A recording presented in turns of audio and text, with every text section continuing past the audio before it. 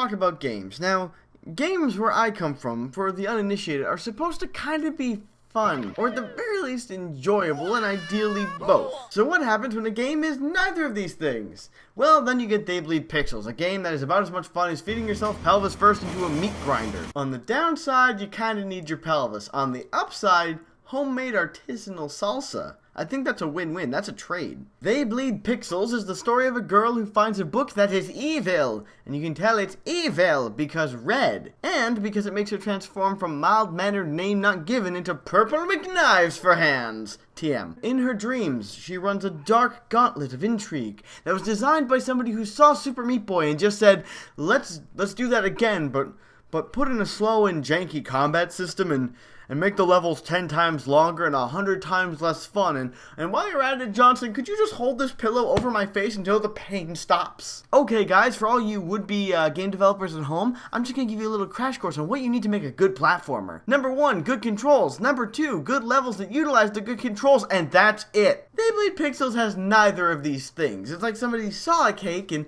tried to make a cake and made a thing that looked like a cake, but cutting into it just released a plague of angry locusts. It's like you messed up so bad, I don't even know where to start. It's like you made delicious pastry and now there's bugs. I don't even... Perps McKnives handles like a man with a concussion operating a Harrier jump jet, meaning it starts out pretty entertaining and fun and then ends in horrible, terrifying death. Now, when you're on the ground, combat is fairly straightforward. You can lunge, you can kick, you can punch, and everybody's happy and drunk. But in the air, well, you might as well be the Earth and the enemies are the Hindenburg, because 100% of the time, the two of you are gonna get real personal and very explodey. 90% of the time, an enemy will hit you and gently just nudge you to your death via horrible bodily mashing. And that's when the game has you on a flat surface, which is pretty rare. TPP is much more comfortable with making things basically impossible and then taunting you like, oh, what's that? You didn't nail the wall to wall to floor to wall to hit the switch to floor to wall to wall to 3-pixel wide platform covered in butter?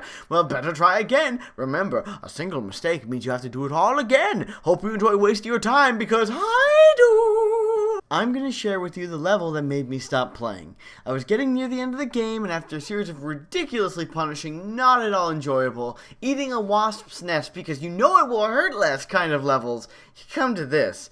Do I even need to say anything? Do I even need to make a point about how this is bad? Now, before someone leaves a comment saying things like, oh, BFAB, you just hate games that are hard, you want everything handed to you, you want really easy games, what are you, some kind of scrub? Well, let me just explain to you, there's a very big difference between games that are hard and games that are cheap. Dark Souls 1 is hard. They Bleed Pixels is cheap. In TPP, you never get a sense of progression. Each level is just this giant wall you need to climb, and your reward for climbing it, what do you get for all your effort? A higher wall, covered in angry koalas. And before you think that's really adorable and not at all scary, this is the sound koalas make. Also, they have 2 thumbs on each hand, which is just like, not cool, not natural, not okay. Not okay. Stop it. Dark Souls is a prime example of how to do the things that They Bleed Pixels tries to do, but right. You gain power as you journey. Your struggles help you learn and develop the skills you need to beat the game.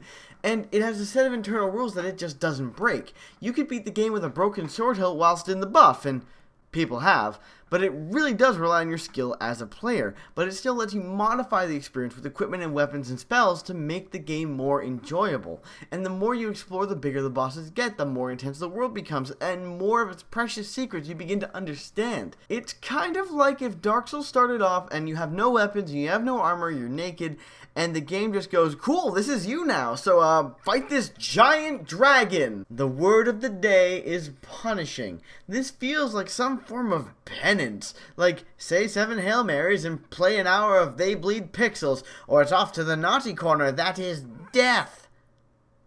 That's what priests do, right? Like, they kill you if you're bad? Huh.